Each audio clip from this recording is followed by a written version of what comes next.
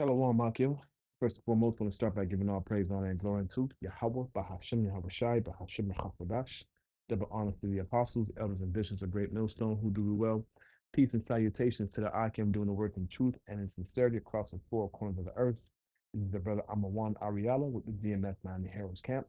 And today I just wanted to go into, I'll give you the title right now.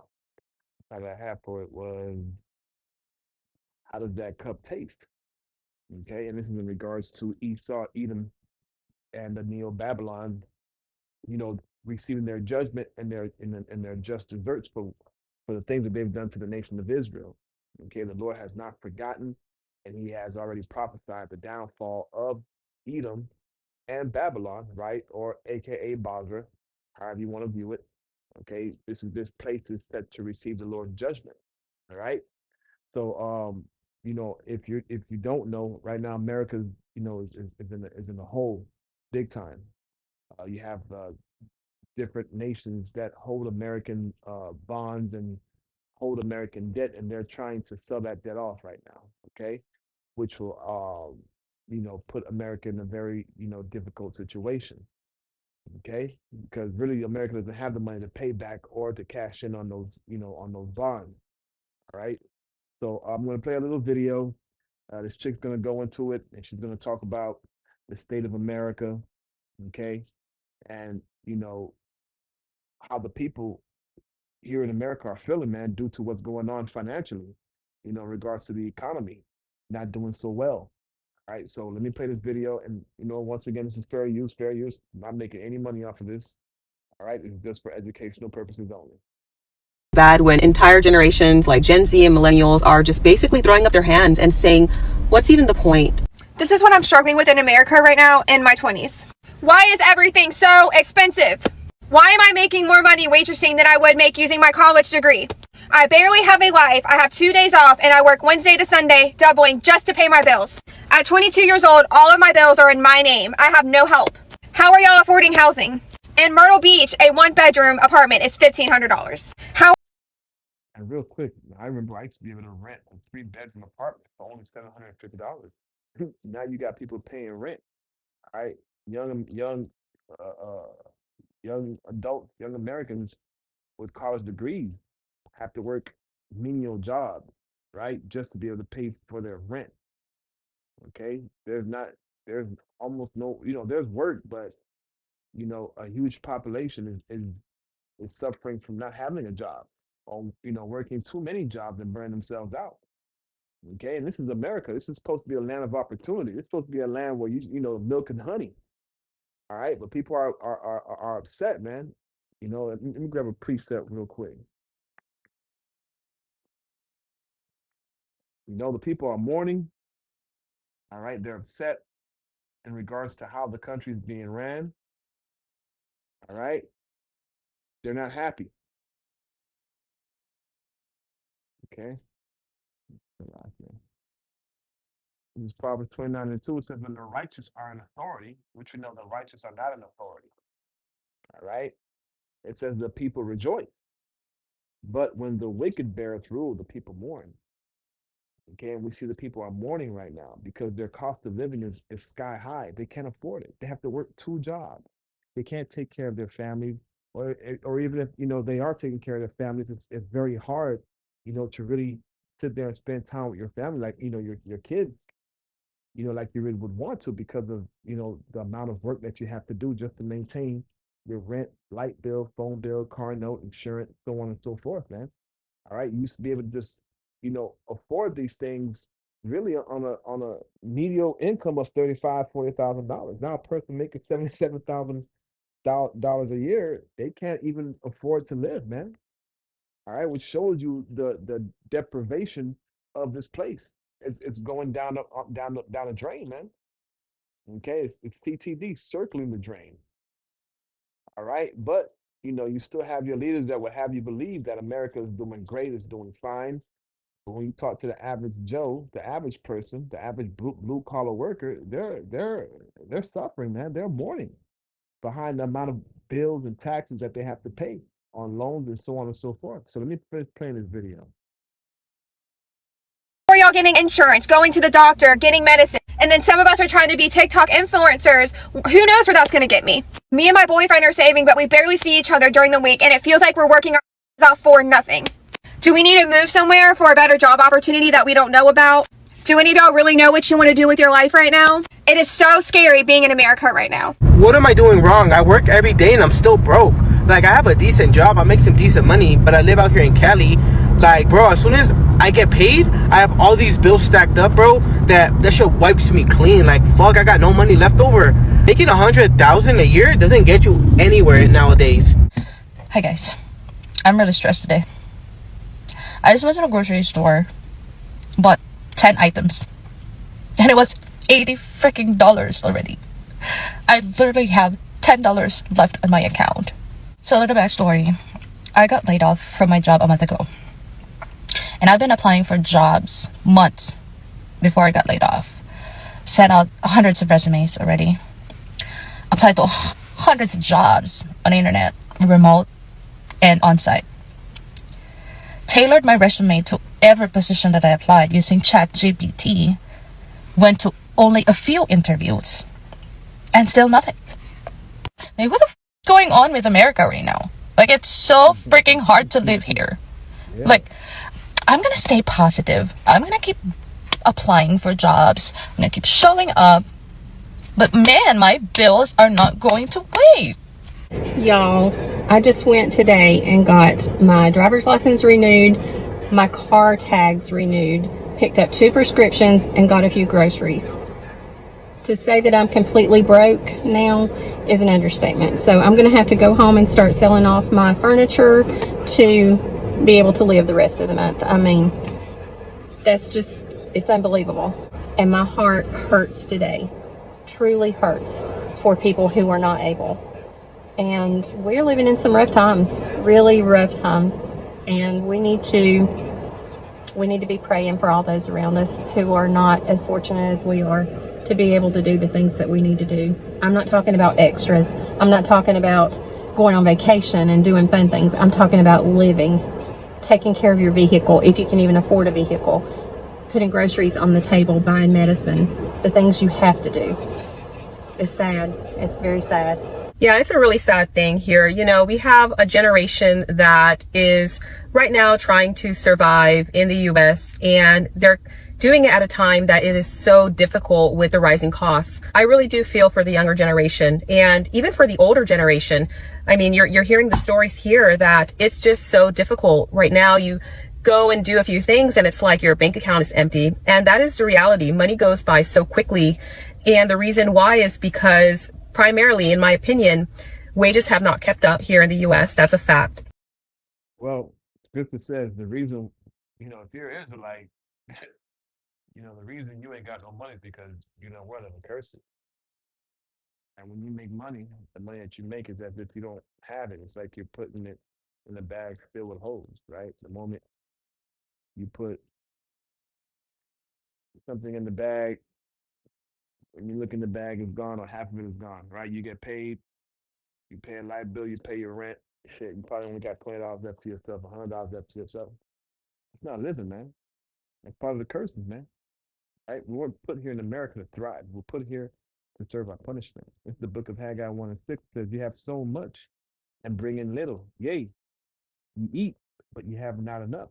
You drink, but you are not filled with drink. You clothe you, but there is none warm. And he that earneth wages to put into a bag filled with holes. So the moment you get paid, that money's coming right back out the bag.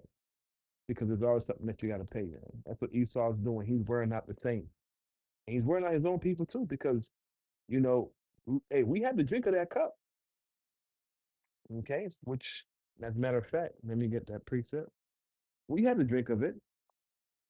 Okay, but now America, the so-called Edomite, the so-called American, is now starting to feel what Jake, the Israelite, has been experiencing here in Babylon, man. All right, not getting paid enough to take care of his family. All right, your interest rates on loans are fucking ridiculous. Okay, and then the damn devil, he won't even allow you to, own your own business. I'm talking about, you know, way back in the day. I want to say in the 60s, 70s, even today, man. All right, Esau doesn't want to see you thrive. This is why he came and bombed Tulsa, Oklahoma, because Jake was actually thriving without him, and he didn't want that. But let me grab the book of Jeremiah 49 and 12. Okay, and it reads, it says, "For thus saith the Lord, behold, they whose judgment was not to drink of the cup have assuredly drunken." Yeah, that was us. We weren't supposed to drink of the wrath of the Lord because we knew the Lord.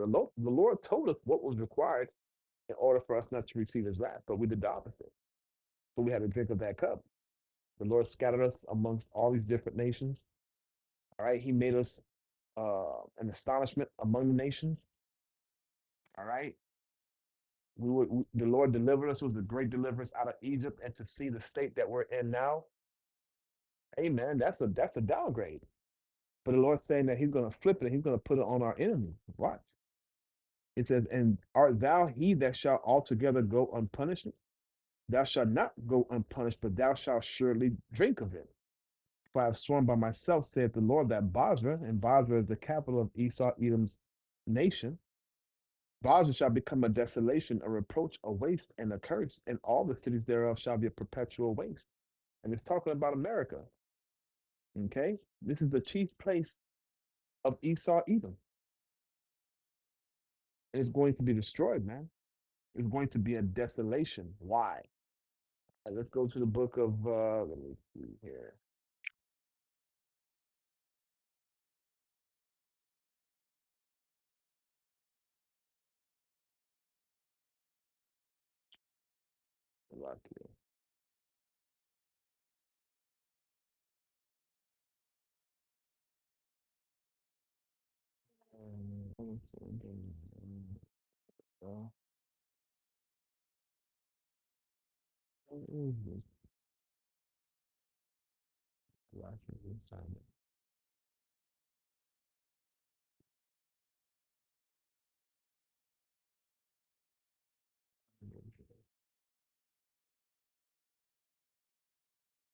It's the book of Psalms 137 and 7.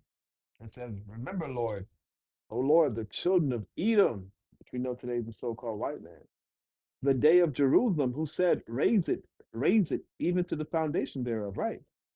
When we're being invaded by these different nations, man, Esau, Edom was right there cheering them on. Yeah, destroy them, bring them down.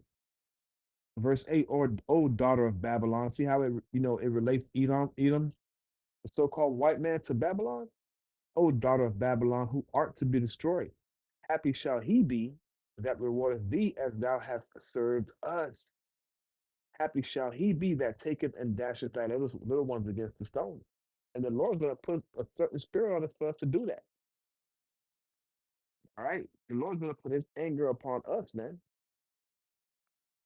Okay. But the Lord's saying, look, I'm going to destroy you for what you did to the children of Israel, man. All right. Esau's hate tore perpetually, man. He didn't slack off.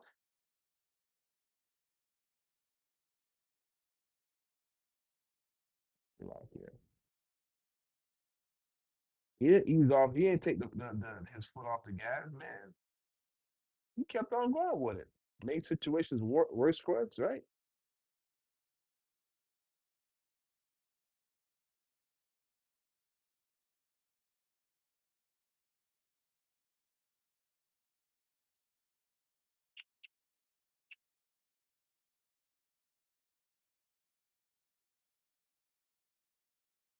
Just about that one.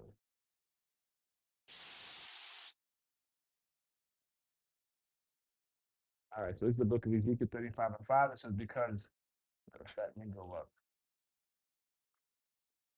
All right, let's start at Ezekiel 35 and 3.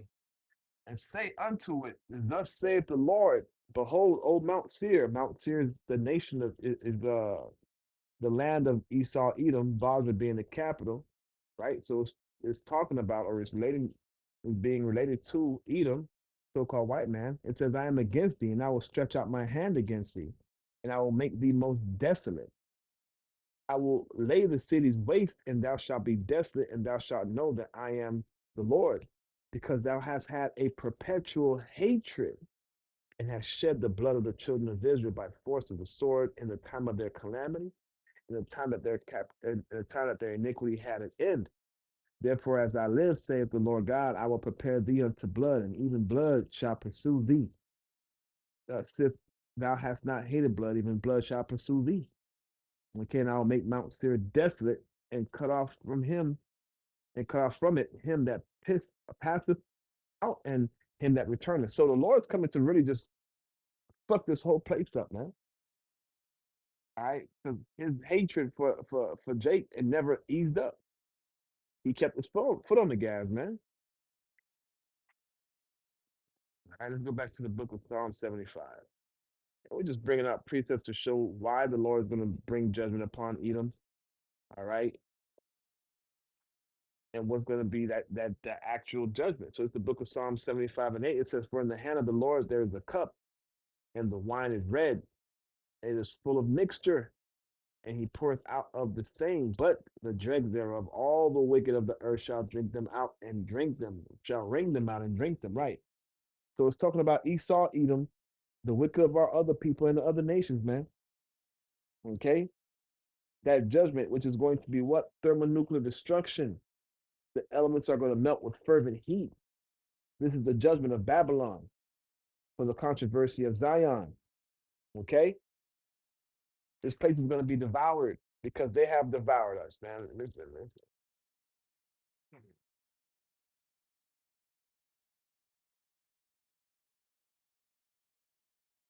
Right, the book of Jeremiah 30:16 says, "Therefore they that devour thee shall be devoured, and all thine adversaries, every one of them shall go into captivity. And they that spoil thee shall be a spoil, and they that prey upon thee will I give for a prey." Yeah, we drank of that cup. We had to go into captivity. We had to serve you. We had to endure your wickedness. So now, guess what? You're going to be in the kingdom. You're going to be what? In captivity, but we're going to do it in righteousness, man. Okay? Man, you're gonna wish that you never put your hands on the children of Israel. Okay, real quick, let's go to the book of Psalm 75:8.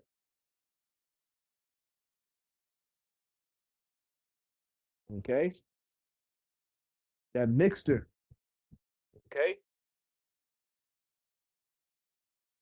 see here, going back to verse 9 says, "But I will declare war forever. I will sing praises to the Most High of Jacob, the God of Jacob, the power of Jacob. All the horns of the wicked, all the power of the wicked shall be what? Cut off. All right. Also will I cut off, but the horns of the righteous, the power of the righteous shall be exalted." Okay, and that's the Most High. All right, Yahweh Bahashim Yahweh Shai. Yahweh is the power of the nation of Israel, man. All right, and his name is going to be made known throughout the whole earth. Esau, you got to drink of that cup, buddy. All right, and I wonder how that cup won't taste for you. Are you going to be able to endure like we did? We don't care, okay? Because the Heavenly Father, man, he's delivering us out of our judgment, out of our captivity. This is the book of Isaiah 54:7 says, "For a small moment have I forsaken thee, but with great mercies will I gather thee. In a little wrath I hid my face from thee for a moment, but the everlasting kindness will I have mercy on thee. Okay, saith the Lord thy Redeemer." Okay, because the curse is when you read Deuteronomy 28:68 that it says that nobody shall redeem you. Right, because the only person that would be able to redeem us from this captivity is Yahweh Bash and Yahweh Shai. No regular man can deliver us out of it. Okay? So the Lord will lift us edifying. I want to give all praise, honor, and glory to Yahweh, Bahashim Yahweh Shai, Bahashim Yahakodash, Shalom.